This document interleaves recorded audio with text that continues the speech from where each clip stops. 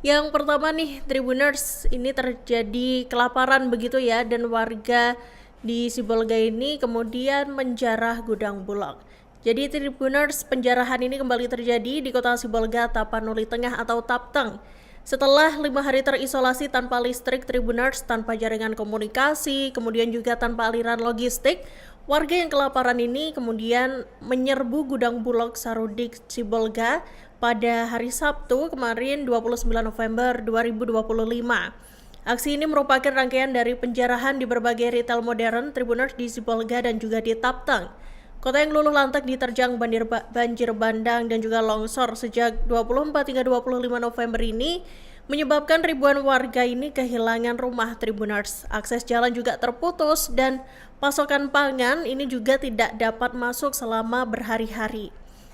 Jadi diketahui bahwa bantuan dari pemerintah ini baru bisa dikirim pada hari Jumat 28 November 2025. Bantuan logistik dari Medan juga udah diberangkatkan nih Tribuners dari Tapteng Sibolga menuju Tapteng Sibolga menggunakan pesawat Hercules. Namun ternyata hingga malam ketika penjarahan terjadi di berbagai titik itu, Tribuners, bantuan ini ternyata belum sampai ke tangan masyarakat.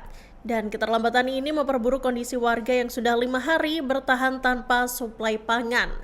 Saat pasokan tidak masuk, harga pangan di pasar-pasar kecil yang tersisa ini justru melonjak tak terkendali, Tribuners.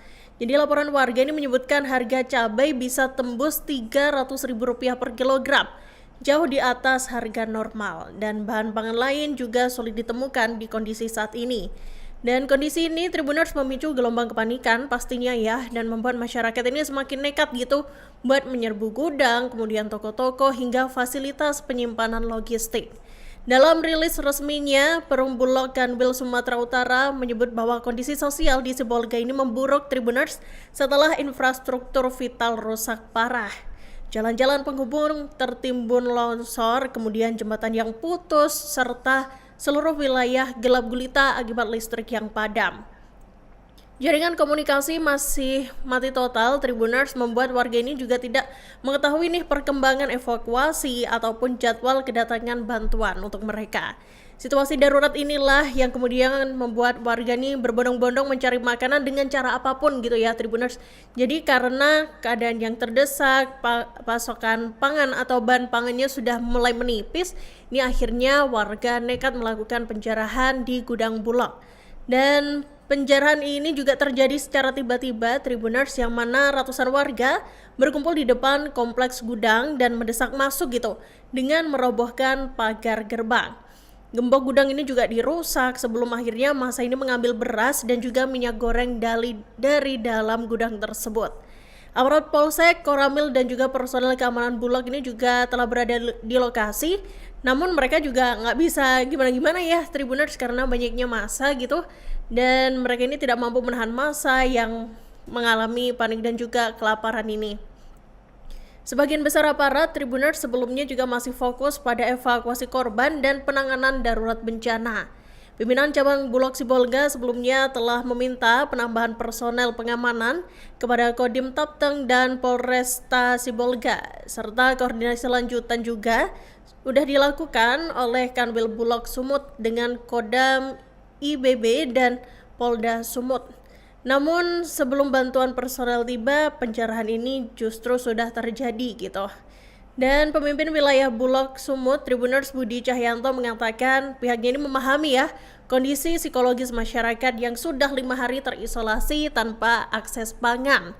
Ia memastikan Bulog ini dalam proses pendataan jumlah beras dan juga minyak goreng yang diambil massa dari gudang Sarudik.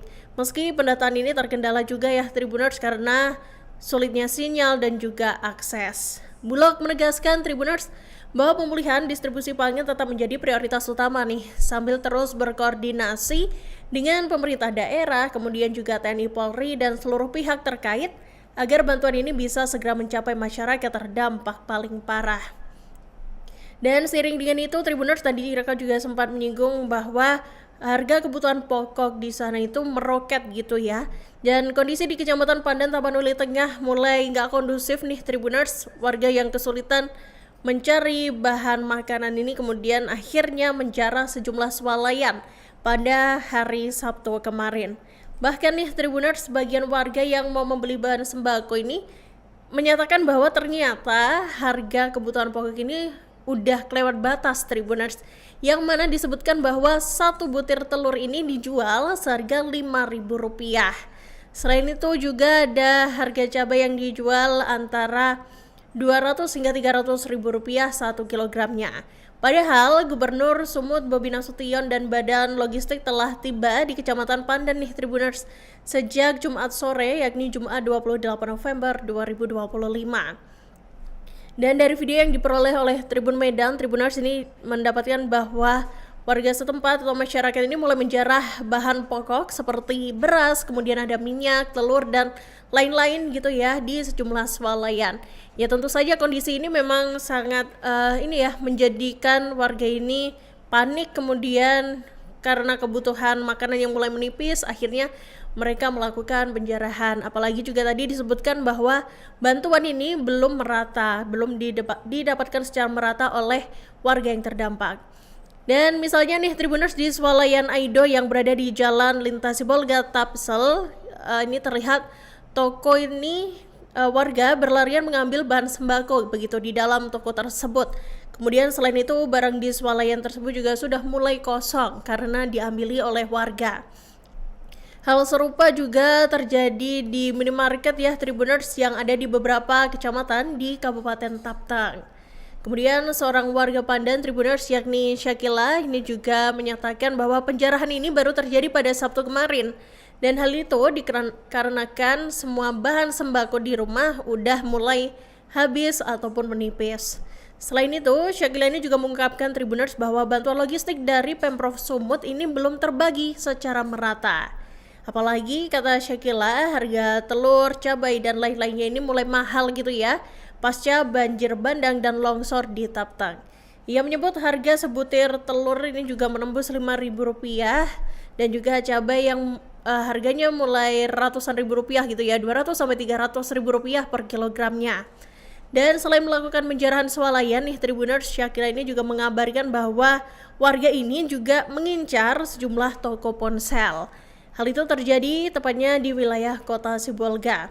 Dan untuk itu Syakila ini berharap Tribuners agar sembako juga bisa segera dibagikan secara merata kepada seluruh warga yang terdampak banjir maupun longsor.